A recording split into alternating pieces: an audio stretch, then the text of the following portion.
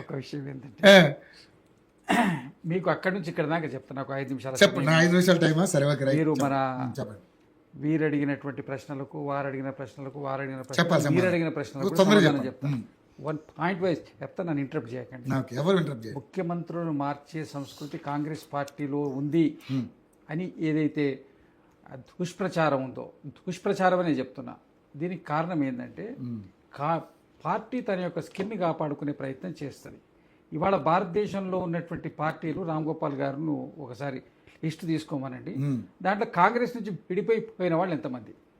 స్వతంత్రం వచ్చే వరకు భారతదేశంలో ఉన్నటువంటి పార్టీలు కాంగ్రెస్, కమ్యూనిస్ట్, సోషలిస్ట్ పార్టీ అంటే జనసంఘ్, అంతకుముందు హిందూ అది దాని కింద ఉండే, దాన్ని జనసంఘ్ కింద తర్వాత కన్వర్ట్ అయింది.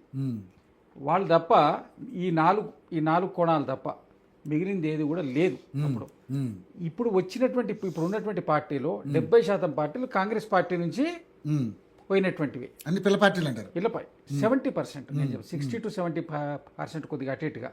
జనతాదళ్ వచ్చినా, మన జనతా పార్టీ వచ్చినా, వాళ్ళు సోషలిస్ట్ పార్టీ కొంతమంది వచ్చి ఎక్కువ శాతం కాంగ్రెస్ నుంచి పోయి యాడ్ అయ్యి ఉన్నటువంటి వాళ్ళే ఉన్నారు. ఈ పరిస్థితుల్లో కూడా కాంగ్రెస్ పార్టీ తన ఉనికి కాపాడుకోవడానికి రాష్ట్రంలో ఎక్కడెక్కడ తన యొక్క ఉనికి అనే దానికంటే కాంగ్రెస్ పార్టీ తన యొక్క స్కిన్ కాపాడుకునే ప్రయత్నంలో బాగా కొంతమంది ముఖ్యమంత్రి మార్చిన వాళ్ళు ఇండివిజువల్గా ఎస్టాబ్లిష్ అయ్యి వాళ్ళంతా వాళ్ళు చేస్తున్నప్పుడు ఏదైనా సెంట్రల్ పార్టీ వాళ్ళ కంట్రోల్లో ఉన్నట్టే చేయాల్సింది. జాతీయ పార్టీ ఎవరైనా, కాంగ్రెస్ పార్టీ చేసినా, భారతీయ జనతా పార్టీ వాళ్ళు చేస్తున్నా, అంతకుముందు వేరే ఉన్న కమ్యూనిస్ట్ పార్టీలు కూడా ముఖ్యమంత్రి మార్చిన రోజులు ఉన్నాయి. ఇది జ్యోతి బసు, నంబు త్రిపాఠి, వాళ్ళు ఇంపార్టెంట్ లీడర్స్ వాళ్ళే ఉండరు కాబట్టి వాళ్ళు మార్చుకోలేదు. మిగిలిన ఎక్కడైనా కూడా జనతాదళ్ ఉన్న దగ్గర ముఖ్యమంత్రులు మార్చలేదా? రామకృష్ణ హెగ్డే కానీ, బొమ్మాయి కానీ, ఇవన్నీ జరగలేదా? అనేక మీరు వాళ్ళకి ఇచ్చిన సమయం ఎంత, ఆ సమయంలో వాళ్ళకి మార్పు జరిగింది. మాది ఎక్కువ సమయం ఉంది కాబట్టి ఎక్కువ శాతం మార్పులు కనబడుతున్నాయి. ఇది అయిపోయింది. ఇక మనం ఈ టాపిక్ ఎక్కువ పోతే ఎలాబరేట్ అయింది. తర్వాత సక్సెస్ఫుల్ చీఫ్ మినిస్టర్ ఎందుకు అని మీరు అడిగారు. నేను చెప్తా. ప్రతిపక్షం అడిగినారు కాబట్టి మీరు సాయి కిరణ్ గారు అడిగినారు, దానికి సమాధానం చెప్పాలి కదా. రేవంత్ రెడ్డి గారు ఎట్లా సక్సెస్ఫుల్ చీఫ్ మినిస్టర్ చెప్తా. 15-20 తారీఖు జీతం ఇచ్చేటువంటి ప్రభుత్వ ఉద్యోగి 1వ తారీఖు జీతం ఇస్తున్నందుకు సక్సెస్ఫుల్ చీఫ్ మినిస్టర్. అంతకుముందు ఏ గవర్నమెంట్ ఇవ్వలేదు. అంతకుముందు ఏ గవర్నమెంట్ కాదు, పోయిన గవర్నమెంట్ ఇవ్వలేదు. సరే, అంతకుముందు తెలంగాణ రాష్ట్రంలోనే 2 ప్రభుత్వాలు. ఒక మాట అండి, మీరు తెలంగాణ రాష్ట్రం ఏర్పడ్డాక ఒక చరిత్ర, తెలంగాణ రాష్ట్రం కంటే ముందు ఒక చరిత్ర. ఒక్కొక్కటండి. తెలంగాణ రాష్ట్రం ఏర్పడ్డాక మొదటి 5 సంవత్సరాలు అయిపోయిన తర్వాత 2-5 సంవత్సరాల్లో ఎప్పుడు కూడా 1వ తారీఖు జీతం రాలేదు. 2-5 సంవత్సరాల గురించి మాట్లాడారు. విమర్శ పారదర్శకంగానే చేస్తా, నేను అనవసరంగా ఎవరి మీద వేసేది లేదు. ఇచ్చినందుకు ఆయన సక్సెస్ఫుల్ చీఫ్ మినిస్టర్. 22,000 కోట్ల రూపాయలు సుమారు, కొద్దిగా అంకెలు నేను తప్పు చెప్తే దాన్ని పట్టుకోనండి, 21-22,000 కోట్ల రూపాయల రుణమాఫీ ఇచ్చినందుకు సక్సెస్ఫుల్ చీఫ్ మినిస్టర్. అదే 1,00,000 రూపాయల రుణమాఫీని 4 విడతలుగా ఇచ్చిండ్రు. దాన్ని కాక ఎట్ ఎస్ టైం 21,000 crores అబోవ్, 22,000 కోట్ల 21 కోట్ల మధ్యస్థంగా ఉన్నట్టు ఇచ్చినందుకు సక్సెస్ఫుల్ చీఫ్ మినిస్టర్. మహిళా సాధికారత కోసం అనేకమైనటువంటి ప్రాజెక్ట్స్ పెట్టించుకుంటూ బస్సెస్లో కానివ్వండి, ఇప్పుడు మన ఆర్టీసీలో బస్సులు కానివ్వండి, వాళ్ళు వచ్చినటువంటి సోలార్ ప్లాంట్స్లో కానివ్వండి, మహిళా శక్తి, ఇందిరా మహిళా శక్తి పేరు మీద అనేక ఏర్పరుస్తున్న రుణాలు ఇచ్చి వాళ్ళని ప్రోత్సహించి ముందుకు తీసుకొస్తున్నందుకు సక్సెస్ఫుల్ చీఫ్ మినిస్టర్. గృహజ్యోతి పథకం కింద 200 యూనిట్ల కరెంటును ప్రతి కుటుంబానికి ఇస్తున్నందుకు సక్సెస్ఫుల్ చీఫ్ మినిస్టర్. 5,50,000 ఎంతో ఈ యొక్క రేషన్ కార్డ్స్ 10 సంవత్సరాల నుంచి వాళ్ళు 60-70,000 రేషన్ కార్డ్స్ ఇచ్చినటువంటి వాళ్ళు, సాయి కిరణ్ గారు వారి విషయం ఆ సంఖ్య మా మీద చెప్పిండు. అయితే అది 5,60,000 అన్నాడు. 60,000 టీఆర్ఎస్ సంఖ్య, 5,60,000 కాంగ్రెస్ సంఖ్య ఇచ్చింది. సరే, మీరు దాని అర్హులు అనర్హులు అన్న సబ్జెక్టు తర్వాత మీరు ఇచ్చినటువంటి, మీరు ఎందుకు సక్సెస్ఫుల్ ఇచ్చారు 2.5 సంవత్సరాల లోపల వరి ధాన్యాన్ని దేశ స్థాయిలో రికార్డుకు 2021లో 70 లక్షల మెట్రిక్ టన్నులో 0.2 ఉండే, ఇది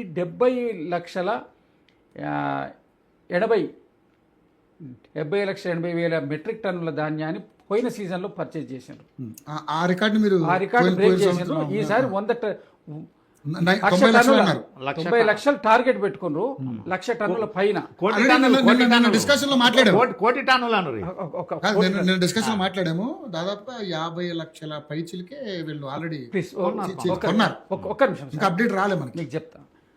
కేంద్ర ప్రభుత్వం దీంట్లో ఇచ్చినటువంటి చిన్న సబ్మిషన్ నేను దీన్ని ఎలాబరేటెడ్గా చెప్పవు ధాన్యాన్ని కూడా, ఎందుకంటే అనేక సందర్భాలు మాట్లాడినాం కాబట్టి దాని ఎలాబరేటెడ్గా నేను చెప్పా. 52 లక్షల మెట్రిక్ టన్నులకు మాత్రమే సెంట్రల్ గవర్నమెంట్ అప్రూవల్ ఇచ్చింది. సెంట్రల్ గవర్నమెంట్ 50 లక్షల టన్నులు ఆల్రెడీ పర్చేజ్ చేసి ఇచ్చిన దగ్గరికి. ఇవాళ బీజేపీ పోయి యాత్ర రైతు ఘోష, బీజేపీ భరోసా. భరోసా యాత్ర ఇక్కడ కాదండి, ఢిల్లీ పోయి చేయండి. చేసి ఇంకో 50 లక్షల మెట్రిక్ టన్నులు పెంచే ప్రయత్నం చేయండి. మీరు అధికారంలో ఉన్నారు. ఇదివరకు బీఆర్ఎస్ ప్రభుత్వం ఉన్నప్పుడు ఒరేస్తే ఉరి అని చెప్పినటువంటి కేసీఆర్ గారు ఒడ్లు కొనమని ఈయన దీక్ష చేస్తాడు. ప్రతి గింజ కొనాలని బీజేపీ దీక్ష చేస్తారు. వరేస్తే ఊరేని ఎందుకంటే ఏ రకంగా అన్నాడు అది కూడా చెప్పాలి. అది కూడా చెప్తా మీకు. ఓన్లీ వరేస్తేనే ఇబ్బంది, ఇతర పంటలు కూడా వేయండి అని చెప్పి కార్యక్రమం చేశాడు. ఒక్క మాట ఏంటంటే అది కూడా చెప్తా మీకు. ఒక్క నిమిషం ఏంటి అప్పుడు దాంట్లో చెప్పాల్సిన కాంటెంట్ ఏంటంటే, నేను బీఆర్ఎస్ ప్రభుత్వం ఉన్నప్పుడు కేసీఆర్ గారు ఒడ్లు కొనమని దీక్ష చేసిండు, వీళ్ళు కొనాలని దీక్ష చేసిండ్రు. వీరు కేంద్రంలో ప్రభుత్వం, వారు రాష్ట్రంలో ప్రభుత్వం. మరి ఎవడు కొనాలి? ప్రతిపక్షాలు కొనాలనా, ప్రజలు కొనాలనా? అర్థం కానీ కన్ఫ్యూజ్ చేయడం. ఒక ప్లీజ్ ఆగండి. మీరు పాయింట్ నేను చెప్తా మీకు. నేను ఒక మాట, సాయి కిరణ్ గారు దాన్ని సబ్మిట్ చేయండి. మీరు అడిగినట్టు నేను చెప్తున్నా. అయితే దీనికి ఎక్కడైతుందో ఇక్కడ తోటి వాళ్ళు ఎఫ్సిఏ, ఇది ఒరిజినల్గా కొనాల్సినటువంటి బాధ్యత ఎఫ్సిఏది. అయితే ఏదైతే మద్దతు ధర ఇప్పుడు 1800కు బయట కొంటున్నారు, 2300 ఏదైతే వాళ్ళు మద్దతు ధర కేంద్రం ప్రకటించిందో ఆ యొక్క గ్యాప్ లాభాన్ని రైతుకు చెందించాలనే ఒకే ఒక ఉద్దేశంతో వైఎస్ రాజశేఖర రెడ్డి గారు ఏర్పరిచినటువంటి పథకం. దాన్ని కేసీఆర్ గారు కూడా సక్సెస్ఫుల్ గానే కొనసాగించాడు. నేను అక్కడే విమర్శించి అయినంత వరకు ఆయన ప్రయత్నం ఆయన చేసిండు. కేంద్ర ప్రభుత్వం 12 సంవత్సరాలుగా ఎన్ని కొత్త ఎఫ్సిఐ గోడాన్స్ కట్టింది? ఇప్పుడు ప్రొడక్షన్ ఇక్కడ పెరుగుతుంది. మీరు స్ట్రిక్ట్గా చెప్పండి. మీరు వరేస్తే మీరు అసలు మేము కొనము, 52 లక్షలు అప్రూవల్ ఇచ్చినాం, దీనికంటే ఒక 10,000 టన్నులు కూడా మేము ఎక్సెస్ కొనాం. మీ స్టేట్ గవర్నమెంట్ మీరు వినియోగించుకునే కెపాసిటీ ఉంటే మీరు తీసుకోండి, లేకపోతే వేయకండి. స్ట్రిక్ట్గా చెప్పండి. మీరు ప్రతిసారి అప్రూవల్ ఇస్తున్నారు, దానికి ఎక్సెస్ కొంటున్నారు. అదే ప్రాక్టీస్లో వీళ్ళు ప్రొక్యూర్ చేస్తున్నారు. దీని మీద మీరు కేవలం పెరిగిన పెట్రోల్ డీజిల్ ధరలు, దాని విషయం కూడా ఒక మాట చెప్పాలి నేను. పెట్రోల్ డీజిల్ ధరలు డైవర్షన్ చేయడం కోసం ఈ అంశాన్ని ముందు ఫోకస్ చేస్తున్నారు. మీడియా అంతా కేంద్ర ప్రభుత్వం చేతిలో ఉంది కదా, దీని మీద అటెన్షన్ పెడుతున్నారు. రాష్ట్ర ప్రభుత్వాన్ని బ్లేమ్ చేయడం అవుతుంది వీళ్లకు, అదేవిధంగా కేంద్ర ప్రభుత్వం యొక్క అటెన్షన్ డైవర్షన్ చేయడం. ఇది కేంద్ర ప్రభుత్వం తగ్గించుకోవాలంటున్నారు కదా, మీరు కూడా అన్నారా లేదా? ఏది కేంద్ర ప్రభుత్వం కూడా తగ్గించుకోవాలన్నారు. చెప్పాలి, వాళ్ళు మొదలు చెప్పాలి, మేము కొనము అని చెప్పాలి. అది కాదు, పెట్రోల్ డీజిల్ విషయంలో తగ్గించుకోవాలని చెప్తా మీకు. రాష్ట్ర ప్రభుత్వం కూడా తగ్గించుకోవచ్చు. చెప్తాను నేను మీకు. దాని పాయింట్ కూడా ఒకటే పాయింట్ చెప్తా. అంటే అనేక సందర్భాల్లో మాట్లాడుతున్నాం. పెట్రోల్ డీజిల్ ధరలు 44 లక్షల కోట్ల రూపాయల సెస్ కేంద్ర ప్రభుత్వము గత 12 సంవత్సరాలు కలెక్ట్ చేసింది. యూపీఏ ప్రభుత్వంలో 10 లక్షల కోట్ల రూపాయల సెస్ కలెక్ట్ చేసింది. ఏది దీని మీద వచ్చింది. దాన్ని 2 లక్షల కోట్ల రూపాయలు మేము పెట్రోల్ బాండ్స్ ఇచ్చినాం కంపెనీస్ కు. ఏంది ప్రజల మీద అప్పుడు రెసిషన్ ఉండే, 5 సంవత్సరాలు 6 సంవత్సరాలు సీవియర్ రెసిషన్ ప్రపంచవ్యాప్తంగా ఉండే. ప్రజల మీద భారం పడకుండా $107 $110 ఉన్నప్పుడు ఇక్కడ $70, $72, $52 డీజిల్ వచ్చేటట్టు ఇచ్చినాం. ఇప్పుడు వీళ్ళు అప్పుడు ఏమన్నారు? ఎందుకు పెట్రోల్ ధర పెరుగుతుంది? బంగ్లాదేశ్ కంటే, పాకిస్తాన్ కంటే, నేపాల్ కంటే రూపాయి ఎందుకు పతనమవుతుంది, శ్రీలంక కంటే ఎందుకు పతనమవుతుంది అని మోడీ గారు అడిగారు. మరి అడిగిన వారు ఇప్పుడు ఎందుకు పతనమవుతుంది, ఇప్పుడు ఎందుకు ధర యుద్ధం అంటున్నారు. యుద్ధం క్రైసిస్ 3 నెలల నుంచి వచ్చింది. 12 సంవత్సరాలు ట్యాక్సీలు మీరు కలెక్ట్ చేసింది కదా, ఒక 6 నెలలు భరించలేరా? 44 లక్షల కోట్లు వచ్చింది. 4 లక్షలు భరించలేరు అంటున్నారు. ఆవిడెవరు? మన నిర్మలా సీతారామన్ గారు దాదాపు 1,00,000 కోట్ల ఎంతో ప్రభుత్వం మీద భారం పడుతుంది, మేము ఎట్లా చేస్తాం, మేము చేయాల్సింది చేసేస్తాం రాష్ట్ర ప్రభుత్వాలు చేసుకోవాలని చెప్పేసి. ఓకే ఇప్పుడు మీరు రాష్ట్ర ప్రభుత్వాల్లో వ్యాట్లో సెంట్రల్కి భాగం లేదా? వ్యాట్ మొత్తం రాష్ట్ర ప్రభుత్వానికి వస్తుందా? చూడండి ఒకసారి. దాంట్లో భాగం ఉంది కదా. మీరు వచ్చినటువంటి సెస్ 44 లక్షల కోట్ల రూపాయలు వస్తే ఓ 4 లక్షల కోట్లు 5 లక్షల కోట్లు భరించండి కంట్రీ. దాన్ని చేసి ఇప్పుడు ఎందుకంటే 170 లక్షల కోట్ల రూపాయల అప్పు చేసిండ్రు. అనేకమైనటువంటి ఆస్తులు అమ్మినరు. ఇక్కడ విషయం ఏంటంటే అప్పు పెరిగింది, అప్పు పెరిగినప్పుడు ఇక్కడ ఎసెట్స్ అని క్రియేట్ కావాలి. ఎసెట్స్ అమ్ముతున్నారు, అప్పులు పెరుగుతున్నాయి, అవినీతి లేదు. మరి ఏమవుతుంది? ఎసెట్స్ ఇది తగ్గిపోతున్నాయి. ఇది చిదంబరం రహస్యం, ఇది చిదంబరం రహస్యం కాదు, చుట్టూ శాఖాహారులే అన్నట్టు పరిస్థితి. ఇప్పుడు ఆస్తులన్నా పెరగాలి. ఇప్పుడు కేసీఆర్ గారు ఇన్ని లక్షల కోట్ల అప్పు జరిగితే అన్ని ఎసెట్స్ క్రియేట్ కావాలి. మీరు ఎసెట్స్ అని నమ్ముతున్నారు, పోర్ట్స్ అన్ని అదానికి అమ్మినారు, ఎక్స్పోర్ట్స్ బంద్. ఇప్పుడు నేను నాకు మ్యాంగో గార్డెన్ ఉంది, మ్యాంగో ఎక్స్పోర్ట్స్ మొత్తం బంద్ అయిపోయినాయి. మ్యాంగో ఎక్స్పోర్ట్స్ ఇప్పుడు కాదు, గత 5-6 ఏళ్లుగా. నాట్ ఓన్లీ ఇయర్ చూద్దాం పేరు చెప్పారు. ప్రతి సంవత్సరం మీరు మ్యాంగో ప్యాడీ ఎక్స్పోర్ట్ ఎంత వరకు అవుతుంది? ఎక్స్పోర్ట్స్ అంటే మన రూపీ ఎట్లా పెరుగుతుంది, రూపీ వాల్యూ, మన ఎక్స్పోర్ట్స్ పెరుగుతాయి. మరి ఎక్స్పోర్ట్స్ ఎందుకు పెరుగుతలేవు?